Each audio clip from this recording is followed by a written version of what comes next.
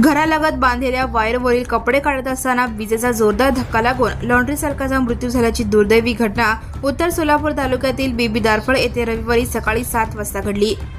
सुदाम तुकाराम माने वय 50 राहणार बीबी दारफळ असे मृताचे नाव आहे। रविवारी सकाळी 7च्या सुमारास अंघोळ केल्यानंतर ते घरालगत असलेल्या वायरवरील कपडे काढत होते। त्यावेळी त्यांच्या उजव्या हाताला अचानक विजेचा जोरदार धक्का बसल्याने ते वायरला चिकटून राहिले। घटना लक्षात येताच मुलगा जयंत माने याने तत्परता दाखवीत लाकडाच्या साह्याने त्यांना वायरपासून दूर केले। त्यानंतर तातडीने सकाळी 8:30 वाजण्याच्या सुमारास शासकीय रुग्णालयात उपचारासाठी दाखल करण्यात आले, मात्र उपचारापूर्वीच डॉक्टरांनी त्यांना मृत घोषित केले। या घटनेची नोंद सिव्हिल पोलीस चौकीत झाली आहे। सुदाम माने यांनी गावातच एक टपरी भाड्याने घेतली होती, त्यामध्ये ते कपडे इस्त्री करून स्वतःचा व कुटुंबाचा उदरनिर्वाह करीत होते। त्यांच्या पश्चात पत्नी, मुलगा व विवाहित मुलगी असा परिवार आहे।